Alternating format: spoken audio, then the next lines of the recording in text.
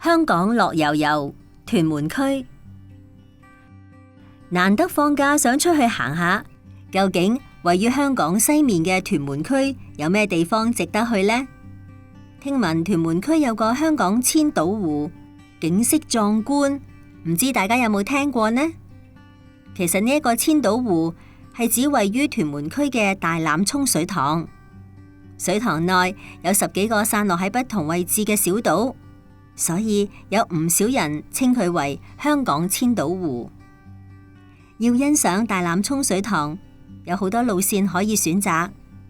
今次我哋先由簡單輕鬆嘅路線去觀看水塘嘅景色啦。旅程由屯門嘅小欖路開始，先沿住唔係太陡峭嘅樓梯上山，鍛煉一下我哋嘅腳骨力。行到中段，大家就可以近距離欣賞到水塘嘅景色。水塘佔地廣闊，儲水量好大，亦都有唔少淡水魚喺入面棲息。雖然呢一度山明水秀，景色吸引，但係大家一定要注意安全，唔好行得太接近水塘邊，以免發生意外啊！繼續行多一段路程，我哋就會見到大欖涌水塘嘅大堤壩，同埋大欖涌水塘建塘紀念碑。紀念碑記錄咗水塘歷史同埋其他資料，大家可以喺度了解多啲水塘背後嘅知識。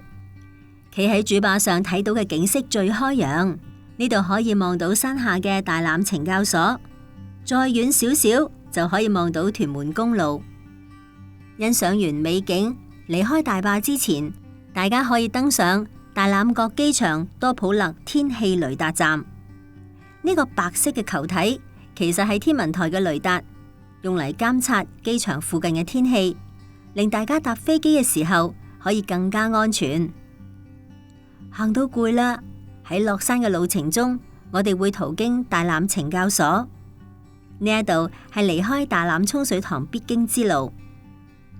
去到嘅時候，記住要遵守規則，寫住嚴禁內進嘅地方就唔好闖入啦。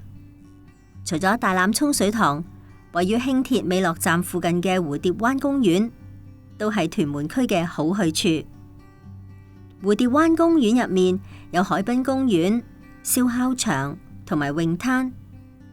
呢個公園入面有咁多設施，怪唔得吸引到唔少市民嚟享受週末啦。公園內嘅燒烤場有足足80個燒烤爐，係香港最多嘅燒烤爐嘅場地。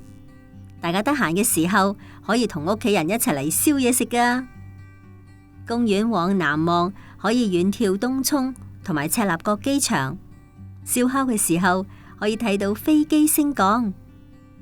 到咗傍晚嘅時候，亦都可以見到美麗嘅夕陽，係咪好靚呢？喺屯門仲有另一個假日好去處 T Park 園區。 T Park 嘅 T 係代表 transformation 轉換，意思係指轉廢為能，煥然一新。園區係香港首個自給自足嘅污泥處理設施，當中嘅污泥焚化爐、發電系統、海水化淡廠，每日可以處理高達2000公噸污泥。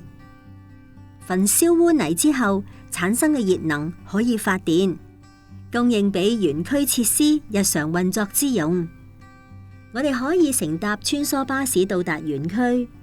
園區每日有指定嘅參觀限額，大家記得喺出發之前喺網上預約導賞團啦。